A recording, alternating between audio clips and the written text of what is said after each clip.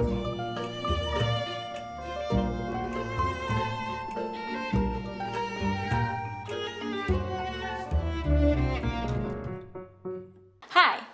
you're watching Doggy Musings, and I'm sorry about the super bad lighting, but it's late tonight because we're starting a 24-hour reading challenge. Now, I know that my goal for 2024 was to kind of think about the quality of my reading as opposed to the quantity. So my 24-hour reading challenge is going to look a little bit different.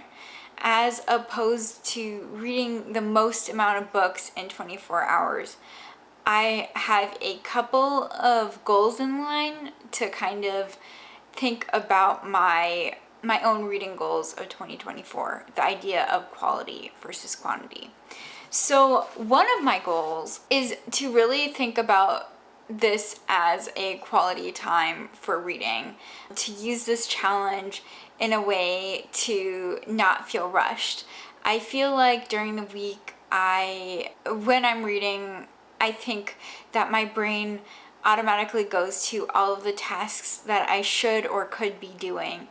And I think my ultimate goal in this challenge is to trick my brain into thinking that this is a required task that it needs to be doing so that I don't feel guilty in my reading. In my quest for quality versus quantity, I also want to think about quality places that I really like to read at. So another goal this weekend is to kind of find places that I enjoy reading and to suss out where those good spots are so that I can have really good quality reading time at those places throughout the year. And then of course, with all of these options that I have to choose from, I hope that I find my next favorite book.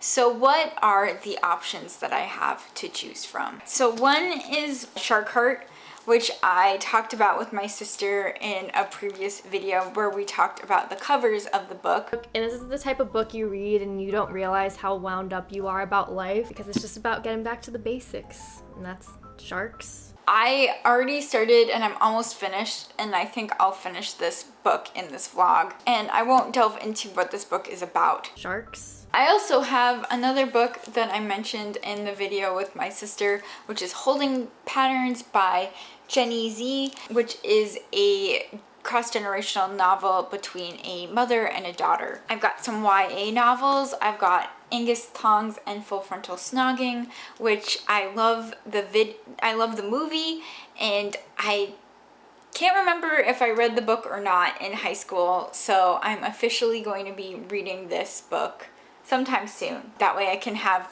an excuse to watch the movie again. Another book that I picked up was this copy of Ballad and Dagger, an Outlaw Saints novel. So this is another YA novel that is a part of Rick Riordan's collection of books. He has authors who write amazing stories that are in contemporary myths, kind of similar to his original Percy Jackson series.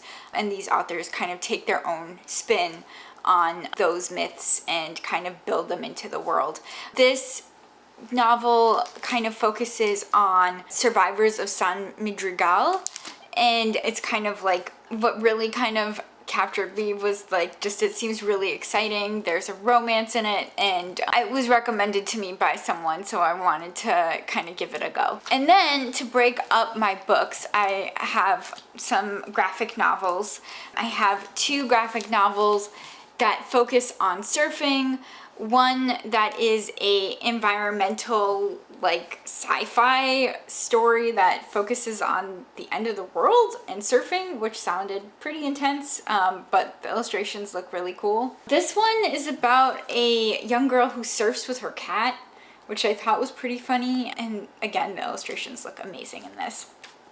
A group of animals who play Macbeth. I'm a theater kid, what more can I say? I didn't realize that the author who wrote Persepolis also wrote Chicken with Plums, which is a kind of autobiographical story about her uncle and growing up in Iran, specifically in Tehran.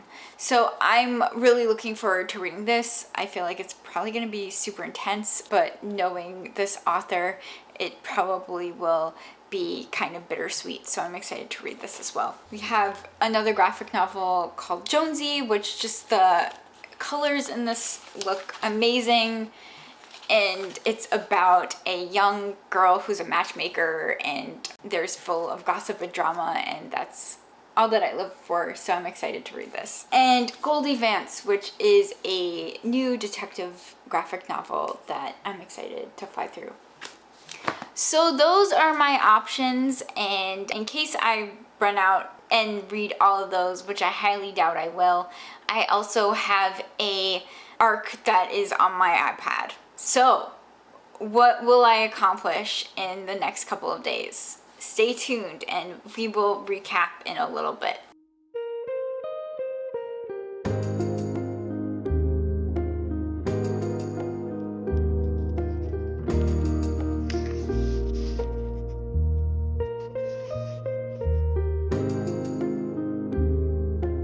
Alright, I'm coming at you.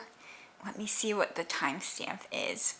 4 hours and 51 minutes and about 9 seconds later. It's Saturday morning, 10 a.m., and I finished a couple of books. I was almost done with Shark Heart by Emily Habak, and I'm still kind of processing how I feel about this book. There are parts of it that I thought were really, really cool, and there were parts of it that I thought were a little goofy, but I may or may not do a reading review of this later, depending on how people feel, if they want one or not. But I finished it, and I'm really glad that I kind of had time to really delve in deep. This is a story that the way that it's written, it's fun to kind of sit and process in a long chunk.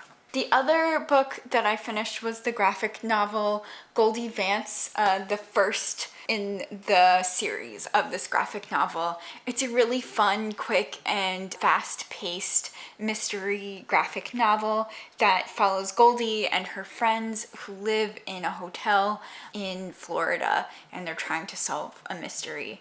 And it's really, really fun and fast-paced, and I'm looking forward to reading the rest in the series. What I am making my way through now is Holding Patterns by Jenny Z. I think this is for your millennial woman that is looking for a book and she reads a lot. So possibly this girl. I am halfway through, so I guess in a couple hours I'll be finished with it. We'll see. And I'm liking it so far. It's following a girl who's like in her mid-20s who's kind of debating whether or not she wants to drop her grad school program, and her mom who kind of is finding a new lease in life. She's in a new relationship, and her daughter is kind of in charge of being her maid of honor at her mom's wedding, and they're both kind of at a crossroads in life and kind of grappling with the similarities and differences that they're finding in their relationships. It's really interesting. Our main character is working at one of those places where people go to cuddle with people, non-romantically, to form a sense of emotional like intimacy and gaps that they lack. I'm finding that part of the story really interesting, and I'm really interested in seeing how and if this story kind of devolves from the normal cross-generational tropes that are found in these narratives that I enjoy, but also can kind of be rote if done in a specific way. That's where I'm at, 5 hours in. I was going to go to a coffee shop, but it is pouring right now, which I guess gives me the perfect excuse to kind of hunker down for a couple of hours and read. And I'll come back to you with some reading updates, but also if I manage to find my way out of my cocoon and go somewhere if the weather clears up. All right. My official vlogger, OOTD, Dirty Mirror vlog shot. right, have I turned into an actual official vlogger? Because I'm vlogging from my car, and I'm gonna try to be quick because I seem really extra doing this, and there are people walking by in the parking lot. But it is now hour 10, and my goal is to get to 14 hours by the end of today, and I think I can do it. I finished Holding Pattern by Jenny Z, and I have lots of thoughts about this book. I, for the most part, really enjoyed it. I thought this was a really compelling story between a mom and a daughter, and just kind of their unique lives and how they intertwine. I thought this was a really bittersweet story, and I thought Jenny Z did a really great job describing both of these characters and making them complex characters, and showing their intersections in this one point in time. The one thing that I wish that we had gotten was even more character exploration, but for a novel that falls just under 300 pages, I thought that what Z was able to do was very strong, and I look forward to seeing whatever she ends up coming up with. Oh my god, there's people passing by. This is so extra. Okay, what else? Jonesy. Oh my gosh, this is one of my new favorite graphic novels. I love this team, Humphreys, Boyle, and Quinn, and their illustration group. They just put out an amazing, really fun, fast-paced comic with characters who I really enjoyed and rooted for. If you like Steven Universe or just love stories and goofiness, this is a comic book for you. This definitely increased my serotonin levels, and I'll be recommending Jonesy to anybody and anyone. I wanted a 5-star read, and I think Jonesy by far one of my first 5-star reads of 2024. Chicken and Plums. If you like 100 Years of Solitude, you will like Chicken with Plums. Marjane Satrapi does an amazing job of connecting past and present in a family story that kind of almost feels mythical, but also real, like how you hear the gossip from aunties over a glass of chai. It feels very much like this in her book. It was a really thoughtful and beautiful, while also being, again, a bittersweet novel, kind of delving into the autobiographical story of her great uncle, who was a musician, and kind of how he fit within his family and his love of music. So what I'm in the middle of reading right now, I just started Ballad and Dagger, an Outlaw Saints novel, which follows our main character, who is a kid from a mythical island called San Madrigal. I'm liking it so far. It's a little confusing, but I feel like that with any fast-paced fantasy novel I start up. So I'm just giving myself time to kind of really delve into the story, which I think with a 24-hour challenge, that's the benefit. I think so far what I've really loved about this challenge is it feels a bit like meditating. You know, like there's a bit of discomfort in the beginning, and then because I've kind of sanctioned out and told myself that I'm only allowing myself to read this weekend, any of the other worries of what I should or could be doing kind of fall away. And I think that's something to kind of think about in the next, when I'm not doing a 24-hour challenge, how maybe giving myself permission to read longer chunks than an hour or two can help me kind of find that joy in reading again. Anyway, I've done enough talking to myself in the car, and I'm starting to feel really self-conscious, and I don't know how anyone else does this, so I'm gonna go and drive. Hi, I'm back reporting to you. It's 6:30, and I'm going to start back up with my last 4 hours of today. That way I can get to 14, and then it's 10 hours for tomorrow. we'll see how it goes. Sometimes I get really sleepy at 8:30, so we'll see if I hit a wall, and I will report back to you later tonight. Many hours later. All right, it is day 2 of the 24-hour challenge.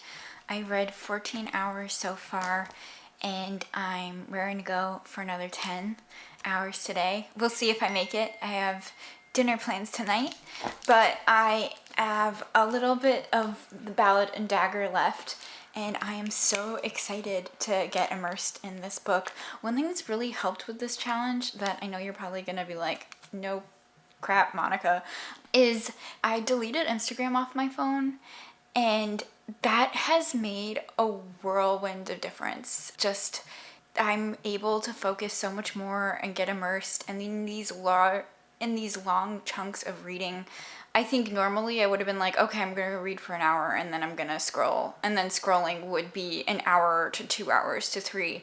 And now I'm finding myself, because I don't have Instagram on my phone, I'm more apt to pick up a book and get stuck in the book and hours go by. So yeah, that's something that's been exciting in this challenge, and that I don't think I'm going to reinstall it, but we'll see. We'll see how that goes. Anyway, I'm excited for the next 10 hours, and I'll check in with you probably halfway through to tell you how and where I'm at.